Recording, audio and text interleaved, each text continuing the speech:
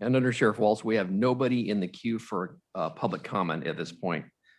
However, if any pop in during the course of the meeting, our technical staff will advise you.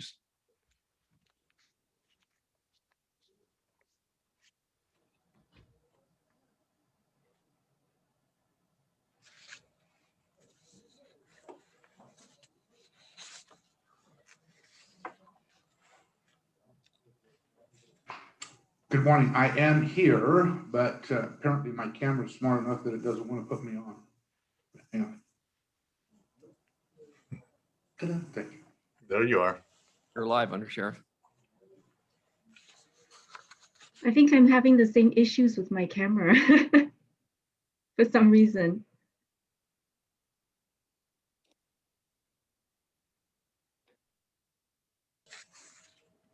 Under Sheriff Waltz, we are live and the meeting is all yours, sir. We have no public comments at this point. Okay, as soon as the clock strikes 10, I will begin.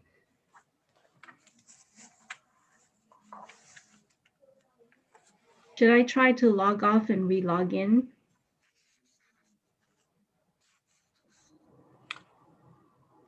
I think that you're still able to give comments if you don't mind being there with your camera off. That's okay with me. Okay, thank you. Okay, it's 10 o'clock. I'm going to call this meeting to order, the meeting of the Post Advisory Committee for February 2021. Welcome everybody to the meeting. We're going to start with a moment of silence, honoring the officers who lost their lives in the line of duty since our last meeting in October. The following officers died in the line of duty since the last meeting: Officer Andy Ornelas, California Highway Patrol, and Deputy Adam Gibson, Sacramento County Sheriff's Department. And Sheriff DeBasilio, did you have something you'd like to add to this? Yes, I would. Thank you, Chair Waltz. I'm saddened to report that on this past Sunday, February 20th, our California Department of Fish and Wildlife Warden, Michael DeMasters, passed away as a result of an off-duty motorcycle accident here in the Valley Springs area. Mike worked in Calaveras County and was a very well-respected warden and a community member. And on a personal note, him and I used to go out jeeping together.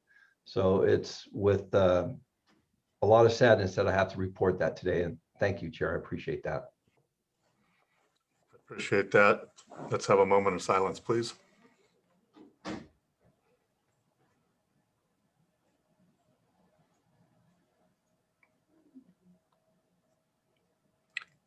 Thank you. Could we please have a roll call of our committee members? Banning. Here. Bernard. Here. DeBasilio. Sorry, here. Honda. Here. Oborn. Here. Fukushima. Here.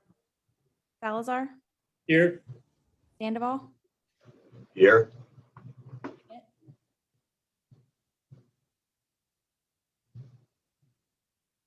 Schmidt. Here. Waltz. Here. Webb. Here. Weber. Here. Young. Young. Jamie, are you I'm muted? here. I'm here. Thank you. Thank you. I will introduce myself as the ad hoc chair, since we don't have a chair or a vice chair right now. Our chair, Arten Barron, was promoted and is no longer representing Kalia.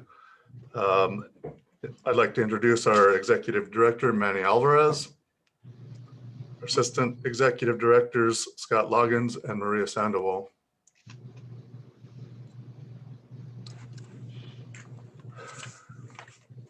This is the time set aside for members of the public to comment on items on the agenda. The chair will manage the public comment period in deference to the committee's workload and meeting time constraints. Up to 15 minutes is allotted at the beginning of each meeting for public comments on items on the agenda. Based on recent events, more people than usual may want to address the committee. Therefore, if required, we will go longer than 15 minutes, but may limit this period to no more than 1 hour, as we have many topics to cover on the agenda. Members of the public who wish to speak are asked to limit their remarks to no more than 5 minutes each. If we have many people who wish to speak on the same topic, I, as the chair, may intervene and will ask that you limit remarks to no more than 1 minute. Pursuant to existing commission policy, the chair may conclude the public comment period if multiple speakers are voicing repetitive or similar statements and the 15-minute public comment period has expired. Please remember that this meeting is being transcribed, so I may politely interrupt and ask you to repeat or speak slowly and clearly so your comment can be correctly captured in the transcript. If there is anyone watching who would like to address the committee during public comment, please call in to the number shown on the screen at this time. We will take the calls on a first come, first served basis. If other persons are in the queue waiting to speak, you will be placed on hold until it is your turn to address the committee. You will know when it is your turn to speak when you hear that you are unmuted.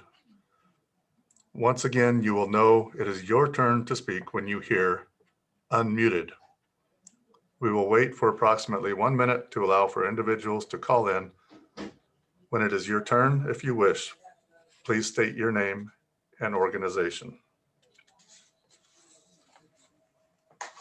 Thank you, Mr. Chair. So far, we have no one on the line, but we'll wait another 60 seconds. And for the public, if a member does come on hold, I will politely interrupt you and let you know that a member of the public wishes to comment.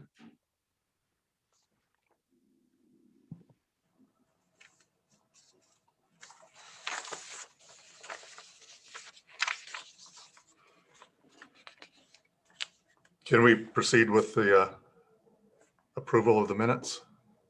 Yes, you may, Mr. Chair. Okay.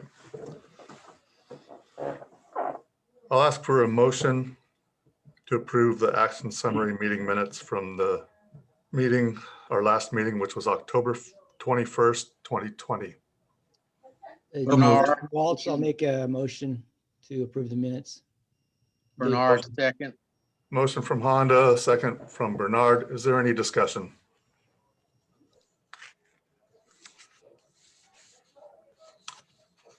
And how are we doing our votes for this meeting? There's no need for a roll call, just unanimous yeas and nays. Okay. For simplicity, can we all in favor put your thumb up in the view of your camera?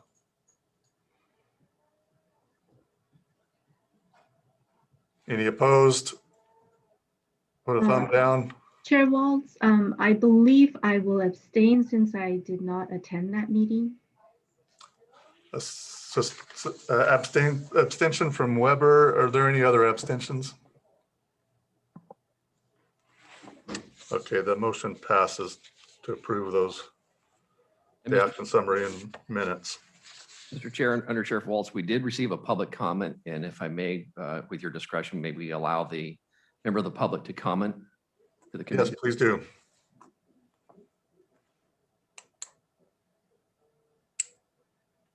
It appears they dropped off, so you can move forward.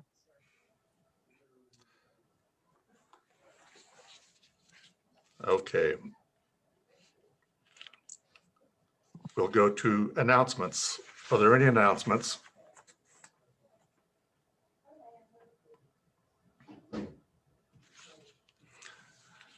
I don't hear any.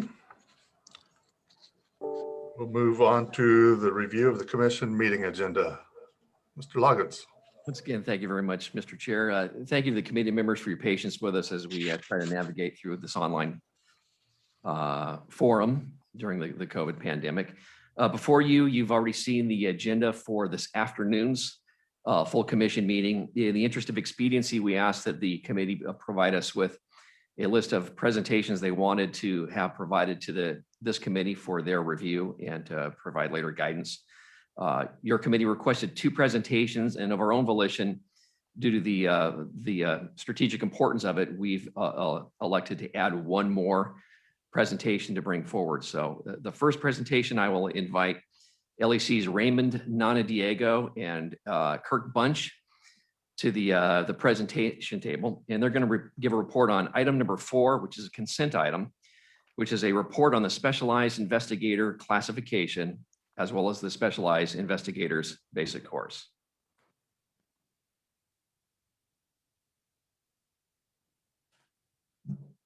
Good morning.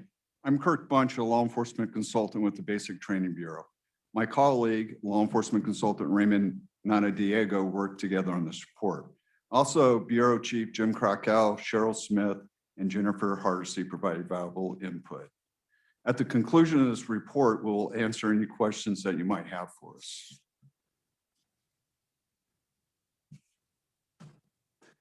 The report details the specialized investigator classification and the post-specialized investigators basic course, also known as post-SIBC course. This report includes the comparisons of the training requirements of the specialized investigators basic course and the post-regular basic course, also known as the post-RBC course. This report is presented for information only to provide an overview on the specialized investigator classification and the comparisons between the specialized investigators basic course and the regular basic course. I will cover the background and a few commission regulations and California Penal Code sections that are material to this subject. My colleague will provide the difference of the 2 courses and provide 4 viable options that this commission might consider. At the October 2020 commission meeting, post staff was directed to research the ability for individuals who have completed the specialized investigators basic course to be hired as district attorney investigators. There are numerous penal codes and commission regulation sections that direct appointment, authority, certificate, and training standards requirements for district attorneys investigators and specialized investigators. Commission Regulation 1005A1 specifies training requirement for district attorney investigators, requires the regular basic course. Penal Code Section 830.1A, appointment and authority section for specified peace officer positions to include district attorney investigators. Penal Code Section 832.4B requires any peace officer appointed under 830.1A obtain the basic certificate upon completion of probation, but no later than 24 months after appointment. Commission Regulation 1005A3 specifies the training requirement for specialized investigators, requires the specialized investigators basic course or regular basic course. Penal Code Section 832.25A requires that all welfare fraud investigators who are appointed as peace officers pursuant to PC 832.25A after January 2001 attend and complete the SIBC course within 1 year of appointment. And Commission Regulation 1001 defines general law enforcement duties as duties which include the investigation of crime, patrol of a geographic area, responding to full range of requests for police services, and performing any enforcement action on the full range of law violations. The Specialized Investigators Basic Course, SIBC, is the entry-level training requirement for some California investigators as specified in Commission Regulation 1005A3. The regular basic course, RBC, is the entry-level training for district attorney investigators as specified in Commission Regulation 1005A1.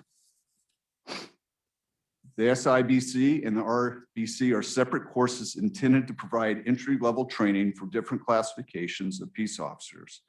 Investigators for state agencies like Department of Justice, Department of Motor Vehicles, Alcohol, Beverage, and Control are required to complete the SIBC, which qualifies them to perform duties that are primarily investigative, but does not qualify for general law enforcement duties.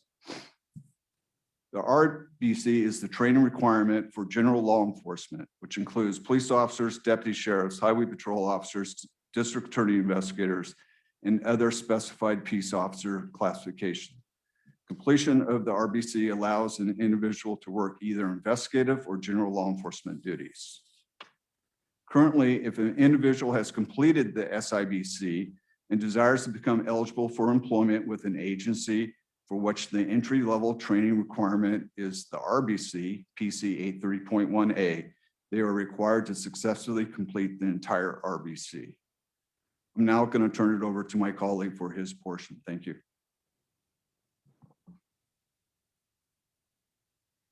Thank you, Kirk. Good morning. In response to the inquiries regarding the title and training and appointment of peace officers in California throughout the years, staff has reviewed the difference in training and testing requirements between the regular basic course and the specialized investigators basic course. Although there is some commonality between the two courses, the primary focus of each course is different. What I've shown on the screen here and that has been included in the agenda item is attachment B, a breakdown of the hours and required training requirements for the different learning domains in both courses.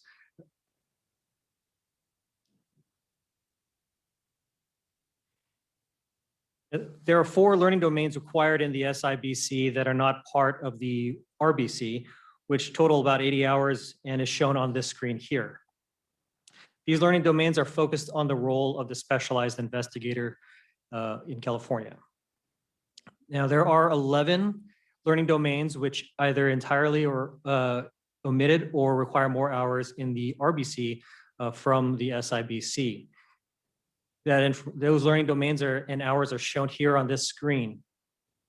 In this course, on this chart here, the learning domains that are completely missing from the SIBC that are present in the RBC include LD 13, ABC law, LD 21 patrol techniques, LD 22 vehicle pullovers, LD 24 handling disputes in crowd control, LD 27 missing persons, LD 28 traffic, LD 29 traffic collisions, LD 31 custody.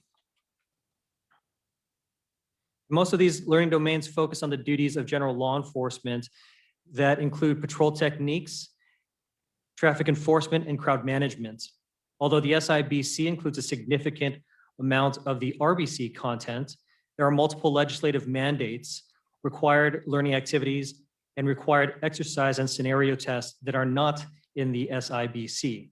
Those training activities are shown here on this slide.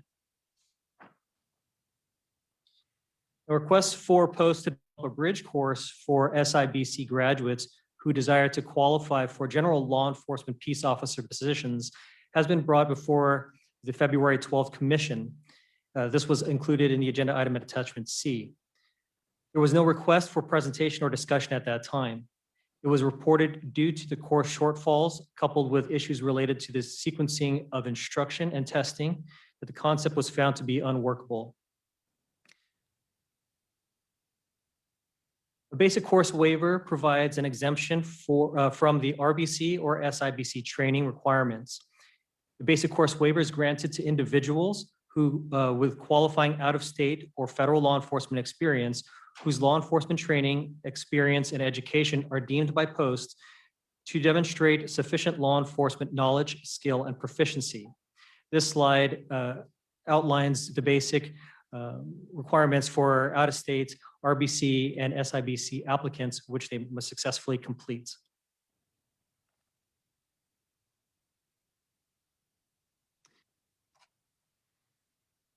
Post staff has proposed the following options and request guidance from the commission.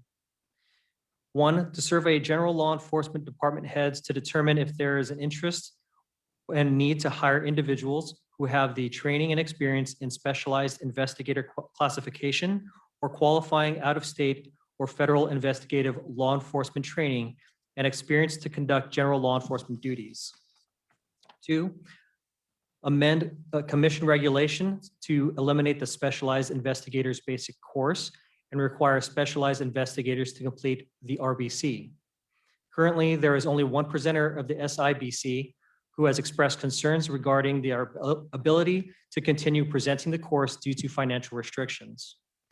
3, development of a course that would bridge the difference in training and testing requirements between the SIBC and the RBC, which would allow experienced law enforcement investigators to seek employment with general law enforcement agencies. And lastly, take no action. This concludes our report on the SIBC. Thank you very much, gentlemen. Chair Waltz or members of the committee, have any comments, guidance, or input regarding the report?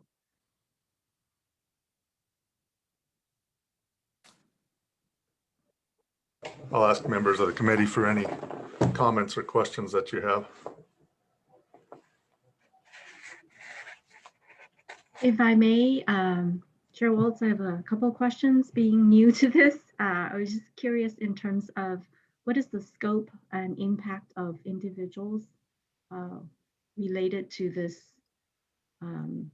training and hiring of these individuals? Are we talking about a large number annually or a small number? Thank you, ma'am. That's one of the things that we recommend is actually looking into the need as a whole. What we're actually looking at in regards to the need for the program, how many individuals will be going through the program. Currently, Golden West College is the only presenter down in Orange County, and they currently run one as needed, which kind of tends to be about once a year if needed. Thank you. Is there a process to test out for individuals coming out of state with experience to provide some kind of equivalency? Yes, that would be the basic course waiver if they have prior law enforcement experience. That's outside of my regular duties. So the extent of my knowledge and familiarity with that process is presented here in the slide. But I would need to have a little bit more time to research more in depth. Okay, thank you. This is Jim Grotkow, the Bureau Chief of Basic Training. I'd like to kind of address that question from Ms. Weber. There is a process within the basic course waiver process that allows people entering California law enforcement at the middle manager or above the option to test out. So that would be like a lieutenant, captain or above, up to chief of police. All the other people coming in from out of state would be required to go to the course.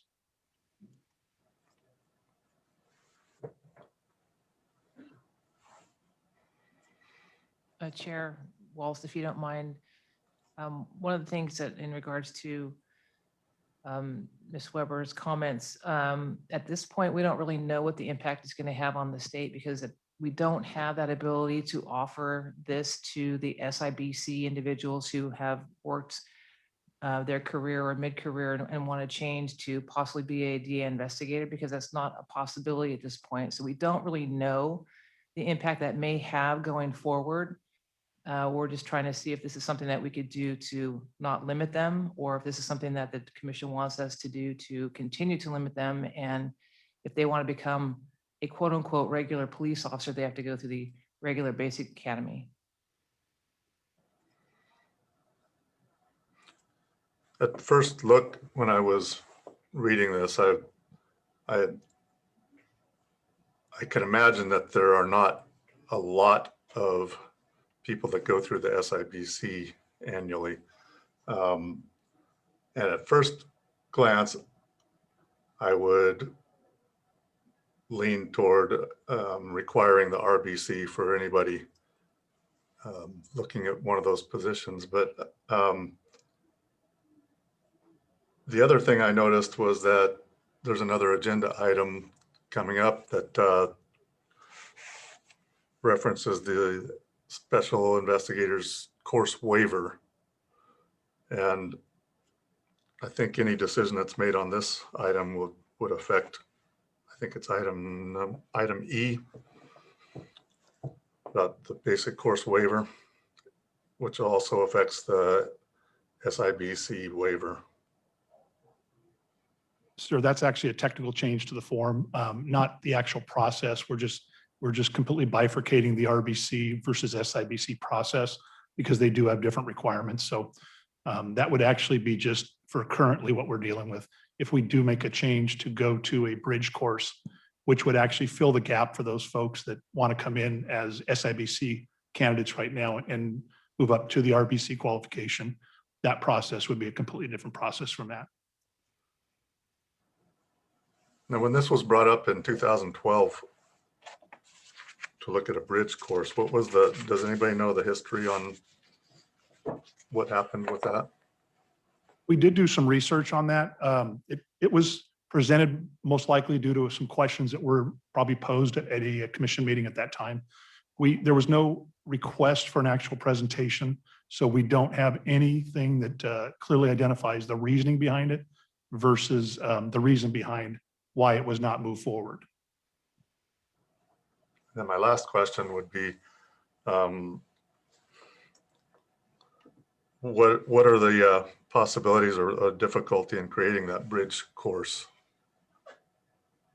Thank you, sir. That's what we've been beginning to explore. We don't have answers yet to that. We have identified, as you've seen with the attachment, the significant difference in the two courses. We've also identified the fact that we need to ensure, if we are going to do that they have all the legislative required mandates covered. So it would be a significant size course. One of the things we have looked at internally, but obviously have made no decisions based upon waiting to see the direction from the commission, is having a bifurcated process for in-state people to requalify, which is what everybody takes right now, the requalification course, and having the bridge course be for anybody that wants to either upgrade from SIBC to RBC or coming in from out of state whatsoever, no matter whether they're RBC or SIBC, to ensure they have all the qualifications and necessary training to be a California peace officer.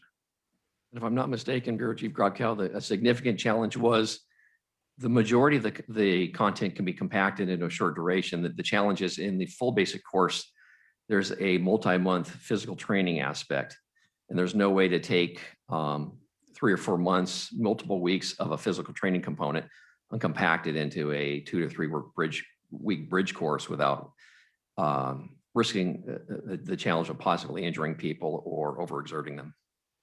That's correct, sir. And so we would be using subject matter experts on these different subjects to include the requalification course presenters that currently present that course to assist us in developing and identifying which content would be necessary to be in the course to ensure that people coming from out of state or people moving from SIBC qualification to RBC qualification have the required and necessary training, but it may not meet every single hour in the academy because that's not necessarily going to be a requirement. Mr. Chair, if I may. Yes, please. To your question about 2012, from all appearances, the reason this issue came up in 2012 was the California Department of Justice, or DOJ, was in the process of potentially laying off a number of Bureau of Narcotics enforcement investigators, as well as Bureau of Investigation investigators. I believe there was a significant number of DOJ agents that were potentially going to be laid off. And most of them at the time had completed the SIBC. And there was a question as to what it would get them, what would be required to get them to be qualified at the RBC level so that they could compete and be eligible for other positions. And I believe, as the agenda item stated, and what Scott brought up, was one of the issue that was raised in 2012 was the lifetime fitness could not be accomplished over, at a shortened period of time, and it would need to be extended. And at that, with those set of circumstances, the issue is, well, it's pointless just to have a bridge course. If you have to extend lifetime fitness, they might as well just go through the regular academy. That is absolutely correct. Mr. Chair, I had a question. With regards to how many offerings are there of the SIBC? I didn't catch how many times that's offered a year or how many presenters there are. I'm sorry. Sorry, sir. Go ahead. The SIBC. Yes, currently there's only one presenter of the SIBC. That's Golden West College. They just graduated one class, and they can go once, twice a year, but it's really almost at needed basis. Okay, thank you. And so at this time, this is not an action item, is that correct? That is correct. Okay. Any other questions? Thank you very much. Very well, thank you very much. Mr. Chair, our next item, I will invite Staff Services Manager 1, Megan Katafi, to approach the presentation table. And she is going to provide a report at your request. It's the report on Racial Identity Profiling Advisory, RIPA Board's 2021 Annual Report.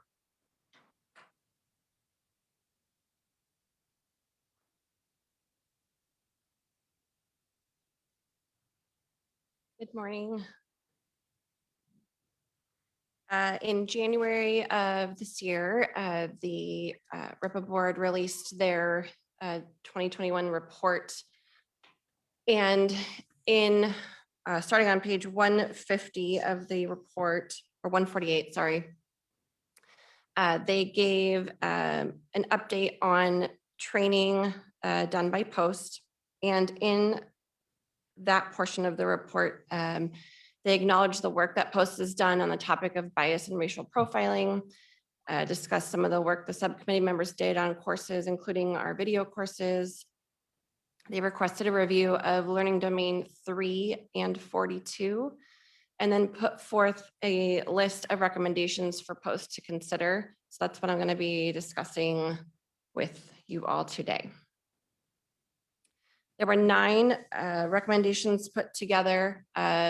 Recommendations number 1 through 7 are being considered by Post staff, and numbers 8 and 9 do require either commission regulation or legislation to be enacted. So the first 3 are there on the screen. Number 1 was to use the data and analysis from the RIPA reports to examine the disparities between racial and identity groups and identify topic areas of concern for future course development. Number 2 was use actual footage of law enforcement encounters in lieu of scripted scenarios. Number 3 is provide training tools and techniques that emphasize community member perspectives during officer encounters. 4 was to provide courses on officer peer behavior accountability. Officers should be trained how and when to report incidents to their supervisor and be assured they will not be harassed, ridiculed, or retaliated against.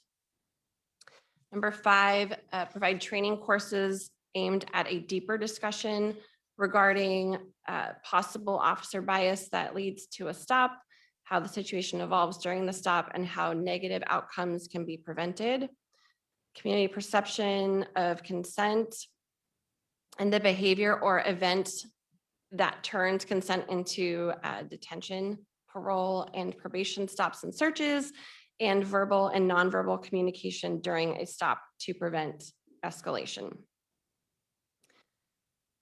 The 6th recommendation was connect recruit academy training with field training and determine how implicit bias and racial and identity profiling and cultural awareness training are being applied. And then 7 was to ensure field training officers have received sufficient training in implicit bias profiling and cultural awareness to perform their job fairly and equitably.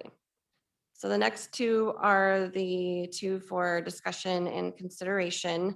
The first one is make the principal policing course, which includes a community presenter component, mandatory for all officers. And the second recommendation, provide in-service officer racial and identity and cultural awareness training more frequently than 2 hours every 5 years. So both of these recommendations would require either commission regulation or legislation to mandate those trainings. That is my report. Those are the 9 recommendations that came out of the RIPA board report for post. I'll leave that up to you all to discuss. Well, thank you very much, Megan. Undersheriff, any comments or input, guidance from the committee? Do any of the committee members have any questions or comments? Mr. Chair, if I may, Jason Salazar. I had a question on recommendation number 8 that you just showed with regards to the principled policing training. Did it provide any guideline in terms of frequency of that training? Is it like a one-time course, or how often did they recommend, did they say? There was no further direction other than what is on the screen for number 8. Okay, thank you. Through the chair, this is Jamie Young. I am wondering if in the submittal developed by staff for this item, those bullet items that were identified could add the bias by proxy and training for dispatchers as well. Most of all of these recommendations are oriented towards field personnel, rightfully so, but I would like to, for the record, add that this should be extended to dispatch, especially with principled policing and the call taking techniques for the bias by proxy. Ms. Young, I can add that those discussions have already begun with DOJ staff, and I know that they plan to discuss them for this next year among the RIPA board members and the subcommittees. Perfect. Thank you very much. Anyone else? Thank you, Megan. Well, thank you. The last report that this committee has requested is item G, as in George, which is a report on the request to modify the advisory committee, and I will provide that. As most of the veteran members of this committee know, that this has gone through an evolution for the better part of 2 years. There was a proposal established by staff to endeavor to make the committee contemporary so that it meets the needs of not only the commission, but they can serve as a good sounding board and a guidance mechanism for the commission. The agenda item before you has gone through several different iterations. It's in its final iteration that you see before you. These are the latest recommendations from the discussions at the very last commission meeting. Essentially, what this agenda item recommends is several things. It recommends a slight change in the composition of the committee that you're on. The specific changes that are in place from the last meeting as recommended by the commission are to keep the current labor organizations intact, which includes keeping the CCLE representation. The commission felt that that was important to have a vast representation of all the line staff throughout the entirety of the state of California. The commission also recommended that the public safety dispatcher position be open to either a current or retired person. And they also requested that the staff create a proposal for a public member of the committee to be seated in place.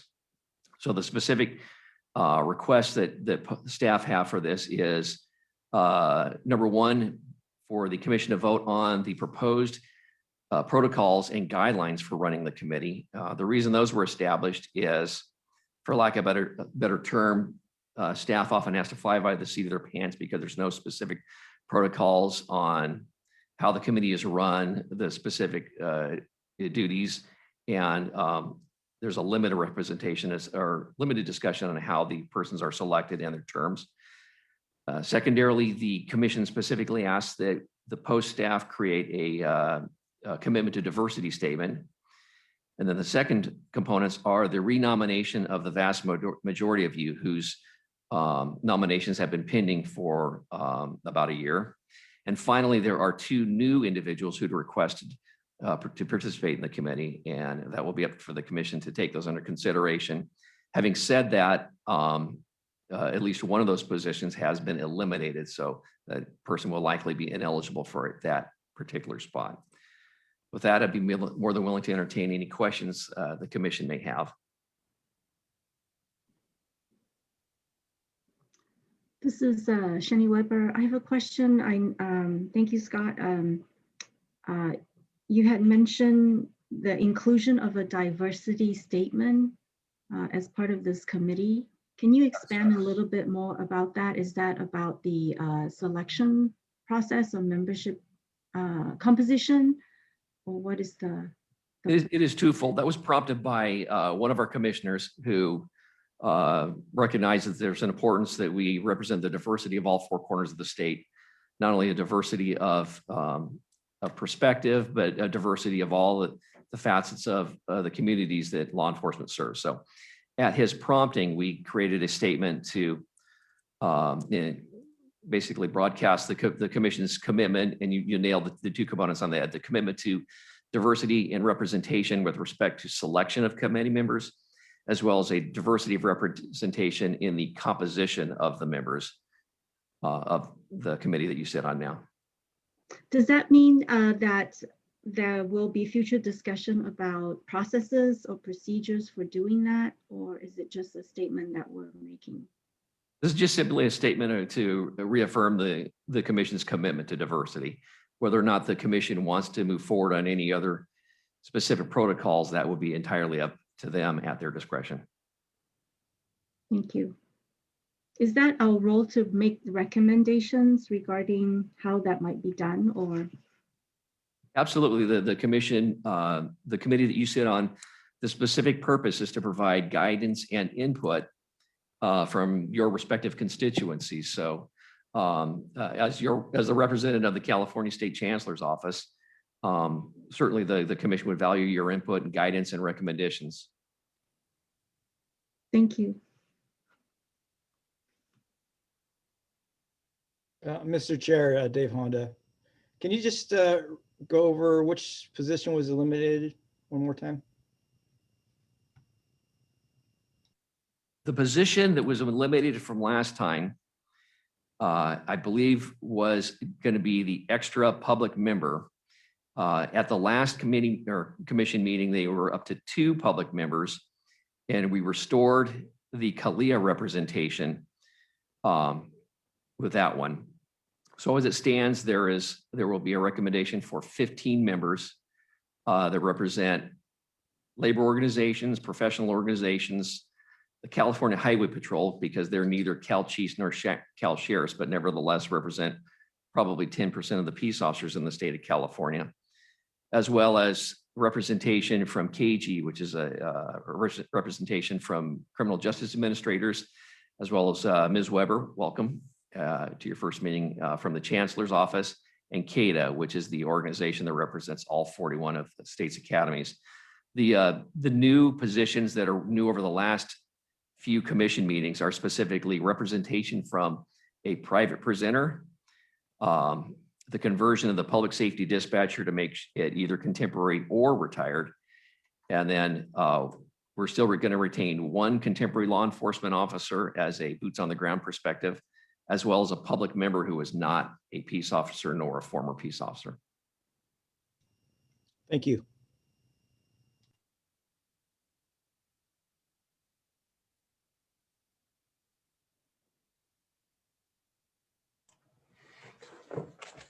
Any other comments or questions on this item? Mr. Chair, Jason Salzi, I think I support the recommendations. I think obviously there's been a lot of discussion, and I'm fine with the statements and the recommendations as attached. Yeah, I agree. It was kind of a painful process over a number of meetings, but I think most people like where it has landed now. Can I poll the committee for our recommendation to the commission on this?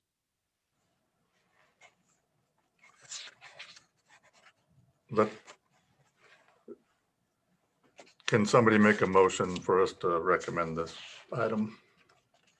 Mr. Yeah, Chair, well, Jason well. Salazar, I would move to accept the proposed recommendation on this item. Motion Salazar. I'll second Schmidt. Any other discussion?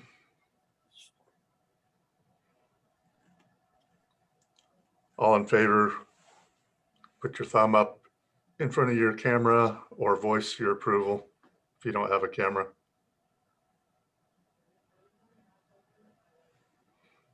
Anybody opposed? Okay, we will be recommending that the commission adopt item G. Are there any other presentations on the agenda? No, sir, that concludes the presentations of the agenda items. Thank you. Okay. Mr. Chair, if I could, I just had a comment. I was slow on the unmute trigger on the last two presentations, but no questions, but just comments, particularly with the SIBC. With only one presenter, I don't know what feedback we really gave the post staff, but to me, it seems like maybe you just require the RBC and then you could follow up with an 80-hour advanced officer training for SIBC topics in the event that you need to do that. Just seems if you're only running one course, I don't know how much sense it makes. And then finally, on the principal policing one, I think the offering that Post has is an 8-hour course, and whether or not those two recommendations could be combined, number 8 and number 9, and then maybe just become part of perishable skills, which would require, maybe an additional day on perishable skills, but it seems to be a pretty hot topic and maybe the best way to approach it. That's all I had. Okay, and neither of those are action items, so we can just report on our discussion.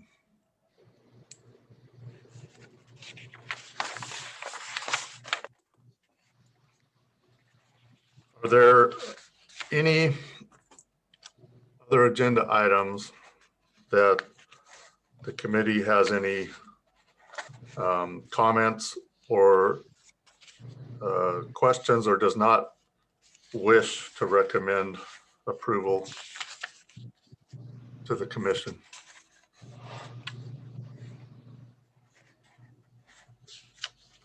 Mr. Chairman, I have a question. Yes, Mr. Sandoval. Thank you. So we supported the recommendation from the RIPA findings. Is that, my understanding then is that we're not necessarily saying that the regulations need to be established, the last two items, 8 and 9, but we're saying that we're asking then that Post look at these recommendations and begin a discussion about the path to follow regarding the 9 recommendations. Is that a correct assumption on my part, interpretation? I understand that this is not an action item, so we won't be recommending any action, just transmitting our discussion points. Got it. But Okay. if it may so, Mr. Chair, Post does take those recommendations into consideration. We actually work in close collaboration with the RIPA board. So as we speak, we are analyzing those and we look at it from multiple facets. The costs associated, whether the training is already offered, and we're always looking at ways we can continually enhance the training, but we are cognizant, Chief Salazar, of the impact of the field, whether it is additional cost to the agency or pulling people off the streets. But I just wanted to reassure the committee, regardless of the recommendations from the committee, Post is always collaborating and working closely hand in hand with the RIPA board on their recommendations.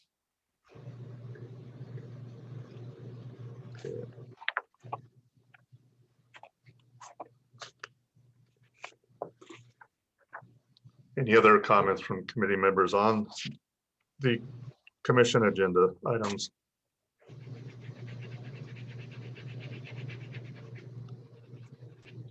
Were there any items on the agenda that any members of the committee choose not to recommend?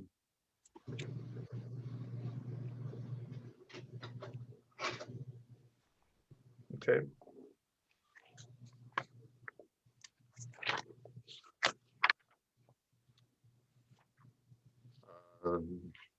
Next.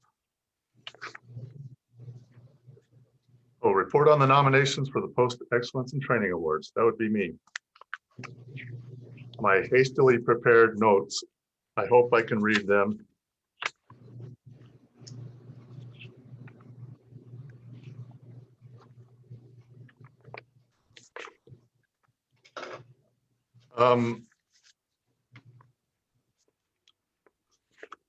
Let's see, almost everybody here was in the subcommittee meeting. I'm not going to go into all the details since you all were part of the decision-making process and provided the bullet points for me. I'm just going to give a synopsis. For the Post Excellence in Training Individual Award, we're recommending the winner be Steve Gregory, journalist, instructor, who teaches media relations to law enforcement in primarily Southern California, but I believe that is beginning to expand. The recommended runner-up for individual award is Douglas Powell, Lieutenant, Contra Costa County Sheriff's Office. Been a post instructor since 2005, specializing in boating safety skills and accident investigation. The recommended recipient for the organizational award is California Highway Patrol Sergeants Leadership Forum.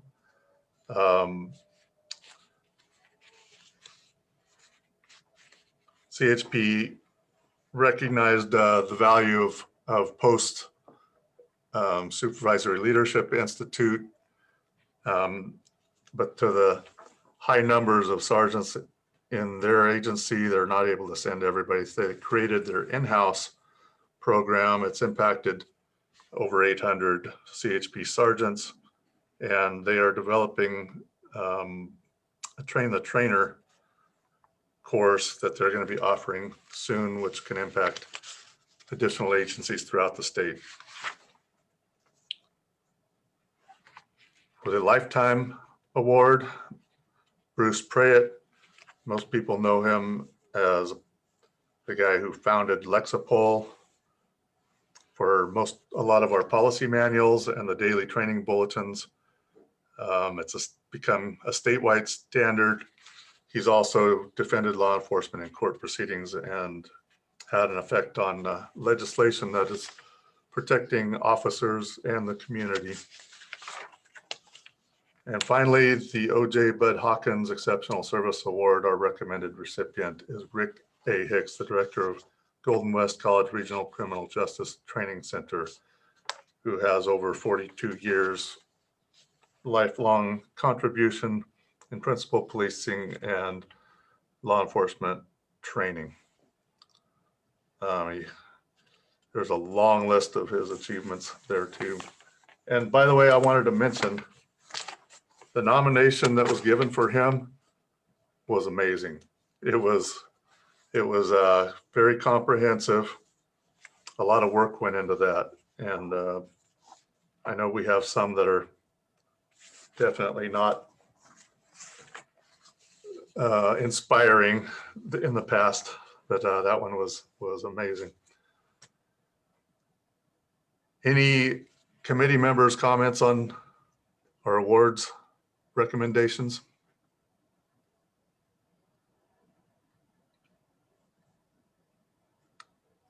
Okay, let's move on to the advisory committee member reports. Do any members of the advisory committee have something to report to the committee? Kathy Oborn with KG. Hi, everyone. Just glad to be here still. Remember, KG stands for California Association of Administration of Justice Educators. I encourage you to go to our website, kg.org. Check it out. We've got revamped it after several years, and join it as well. We'd like to see more people involved. We now have a forum. There's a lot of chatter going around the state about how to teach, how to train, how to improve our programs, improve education. Excellence in education is foundation for KG. So I encourage you to check out our website. Thank you. Who's next? One at a time. Chief Honda. Yeah, just a couple items on behalf of the California Peace Officers Association Board of Directors. A couple issues they'd like to bring up to post. As you know, post-approved content in the age of the pandemic, some things still need to be addressed, we feel. Currently, the only way to get post credit for online classes is through live streaming. And everyone has to be on camera and use audio. And so we understand the reasons for this, but it has been problematic. For an example, at the last CPOA Advanced Conference, over 50 attendees were not able to have cameras placed on their work desktops or laptops, which, as you can see, is very problematic for trying to do live streaming courses that are post-approved. So the only way to do it is they had to log in and use their personal phones or other personal items. And so I just think, or the board feels it's unrealistic to have those restrictions placed on training in this current age of the pandemic. And when you have so many sworn officers in the state of California that face those challenges.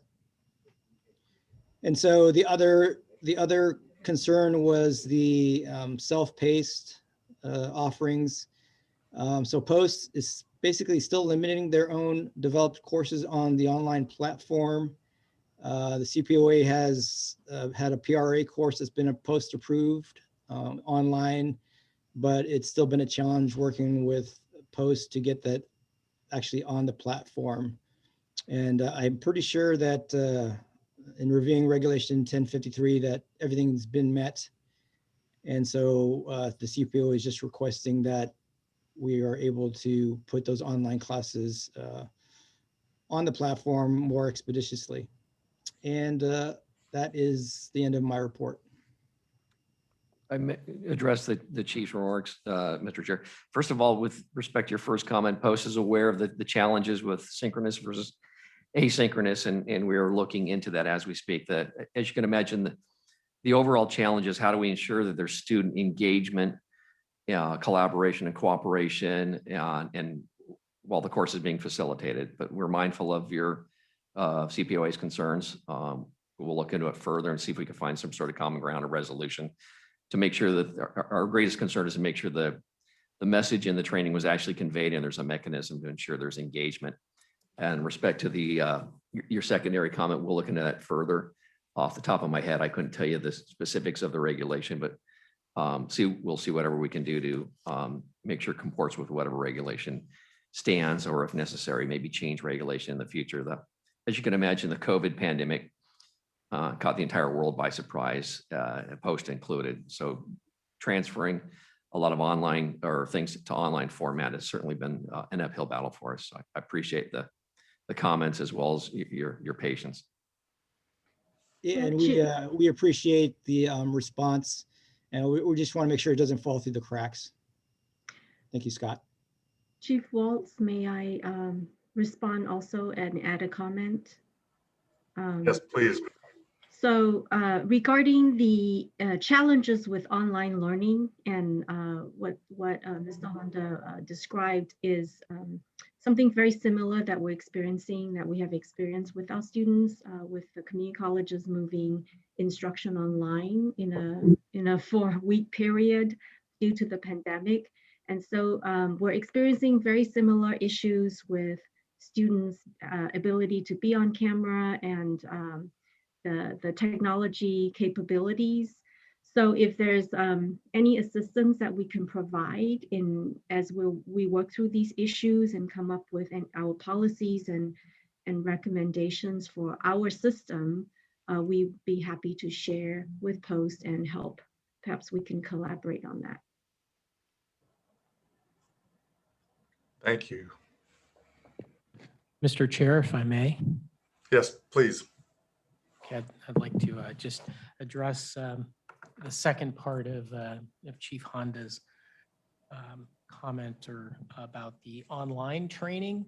So our learning portal right now does not have the capability of hosting training from other entities other than from Post.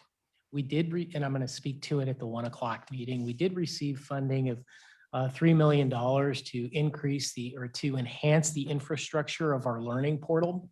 Part of that process is to modify the learning portal so that agencies can create their own self-paced courses, get them certified by Post, and put them on our learning portal. That has been a challenge, as I will speak to at the 1 o'clock meeting with the state RFP and contract process. We've been trying to work through that for the entire fiscal year, but that is the end goal. Right now, the regulations do allow for entities such as CPOA to create self-paced courses, but you have to basically put them on your own learning management system. They have to be post-certified, which is fine. It's just like certifying any other course. It just has to meet the requirements of a self-paced course. Once we certify that, then if it's on that entity's learning management system, they then have to upload rosters manually, just like they would for an in-classroom course. That is available now. Well, our end game is to be able to get those post-certified courses on our learning management system if those entities so desire, whether it's CPOA or LAPD or San Diego Sheriff's, to put them on the Post portal, just like we have our own courses. And as individuals complete those courses, their rosters, the training profiles will automatically be updated. We just don't have that capability right now. We are moving to it, but we can definitely coordinate a little bit if you'd like with CPOA and whatever other entities are interested in doing that. Director Alvarez, I appreciate the comments and thank you very much. I do need to say something that we have reached out to CPOA several times and are working with them. We haven't heard back from them for quite some time. So I just want you to know that we are not ignoring any entity that wants to have our help. We are more than willing to reach out and help out, but we can't do the work for them.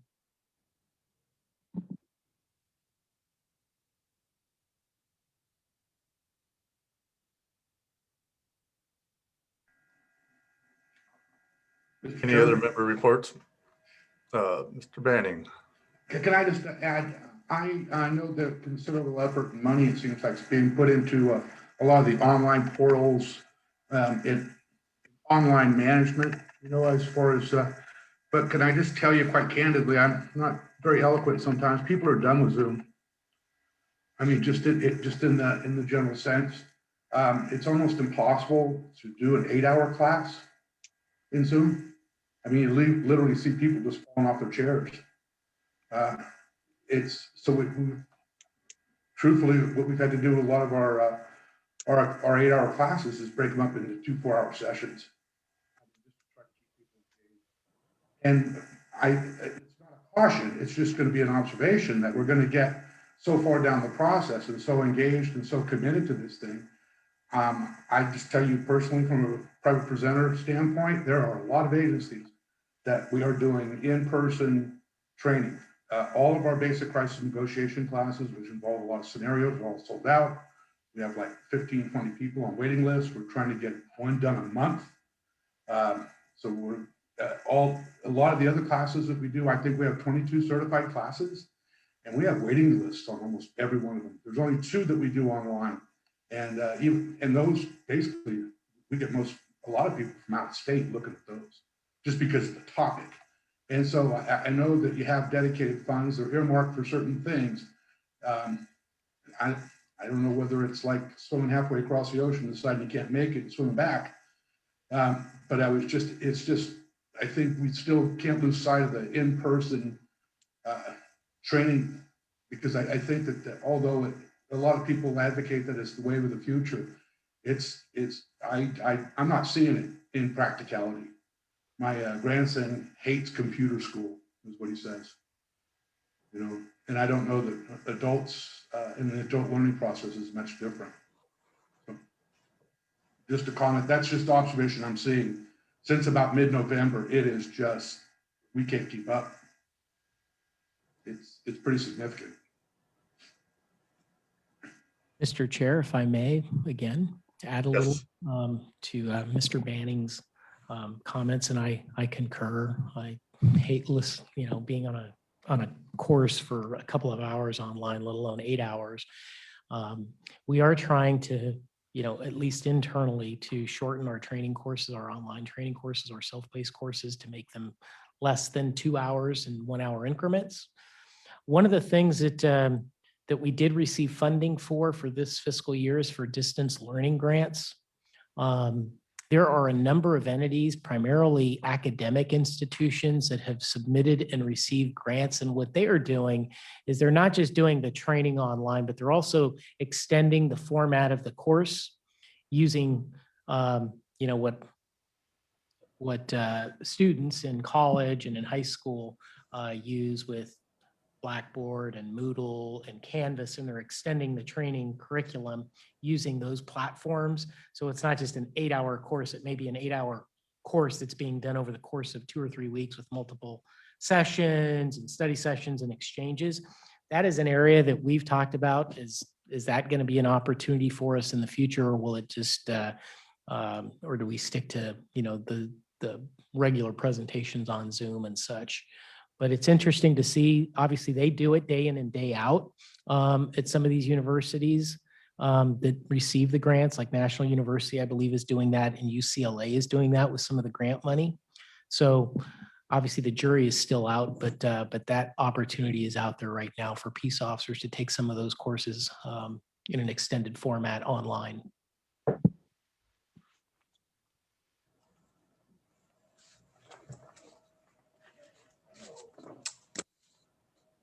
Any other member reports? Mr. Webb? Yes, thank you. I just wanted to briefly comment on, at the last meeting, I brought up a last minute issue regarding some legislation that passed that resulted, I think, in oversight and in bringing school police officers out of line with regulations as far as probationary periods. I want to thank post staff for their responsiveness with that, and particularly Megan Katafi's help in putting together some language that would fix that. Everybody's very appreciative of that. At this point, I don't think that there is a bill number yet. I could be mistaken. I haven't seen it, but I know the language has been prepared, and Post was quite responsive to that. Thank you. Thank you for that. Anyone else?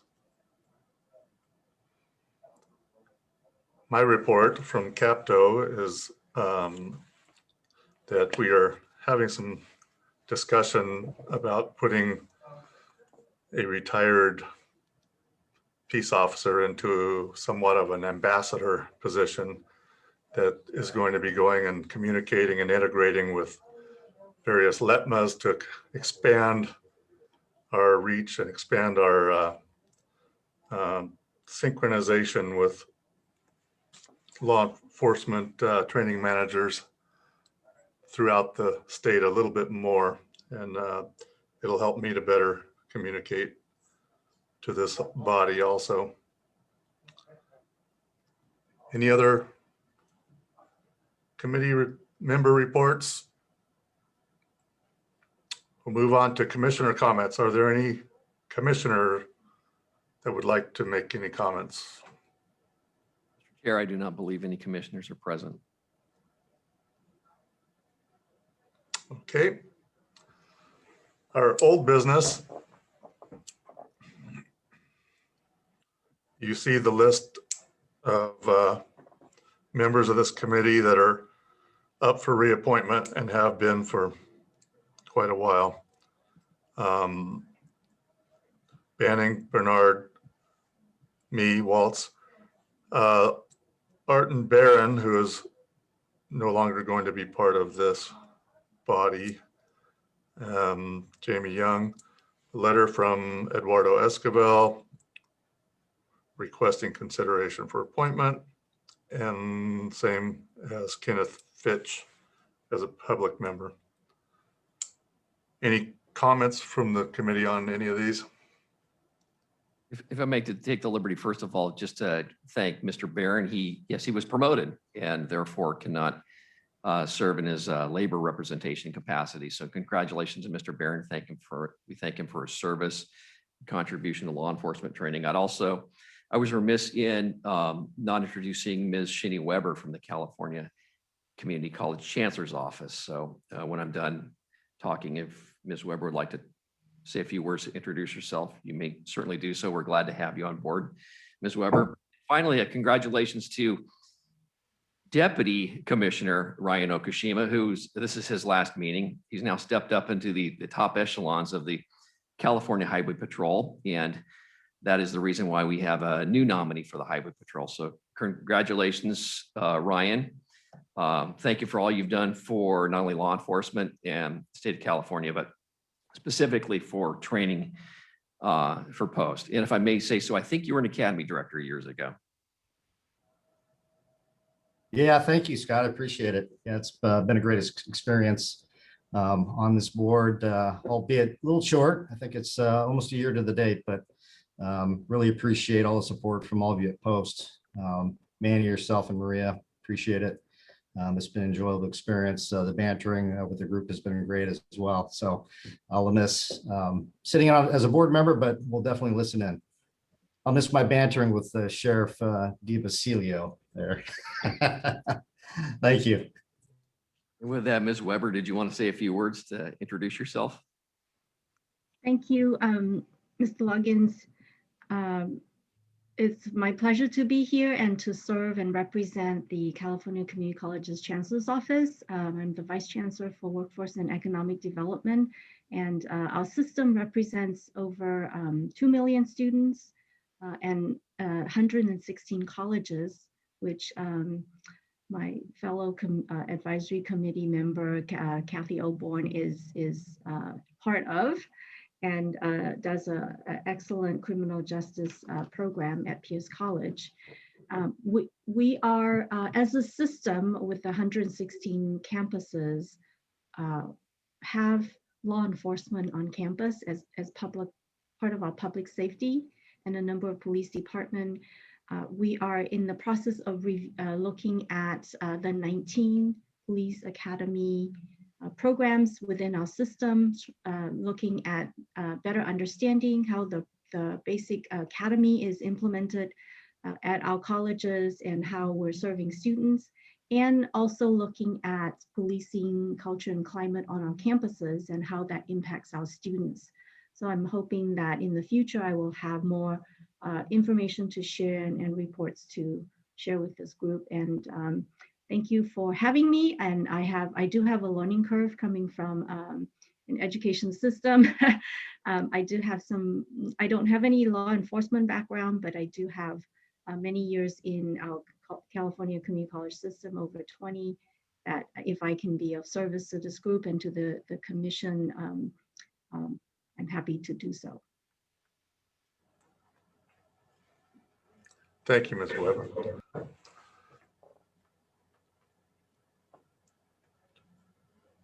Scott, has CCLEA given a recommendation for a new? Mr. Chair, the CCLA has made a new nomination. Unfortunately, it came in after the statutory requirement to meet Bagley-Keene guidance or standards. So the nominee will be addressed at the June commission, and therefore the person, presuming they will be accepted, will be in effect in serving in their capacity as a committee member for the October commission. Okay. Does the committee have any comments or questions about our old business?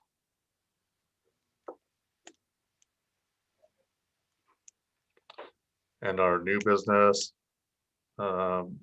refers to Assistant Commissioner Okushima.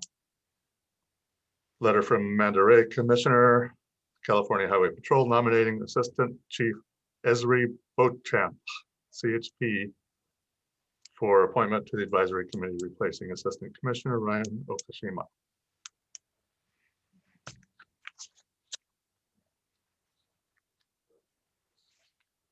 Our future meetings.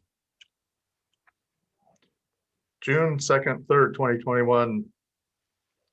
Are we presuming that the meetings are going to be like this, or are we using post as the location physically? We're on the fence whether or not this will be an online meeting, but that was the formal site was going to be West Sacramento anyway.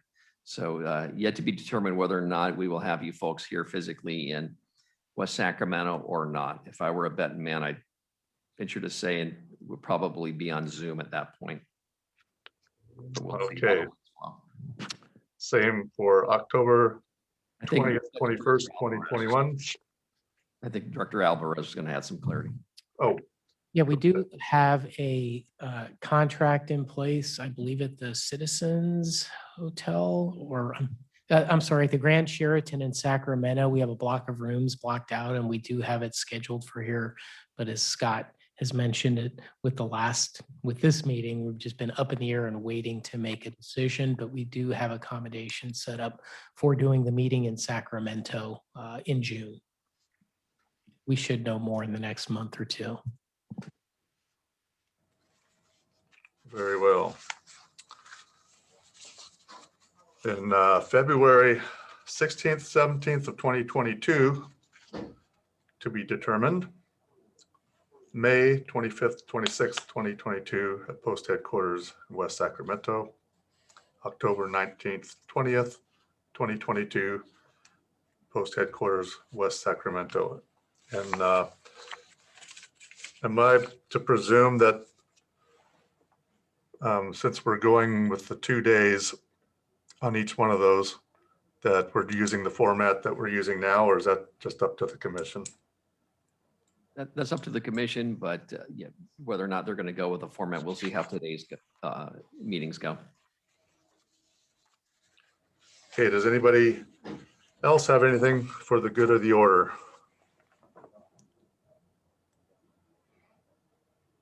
Hearing all that silence, we are adjourned.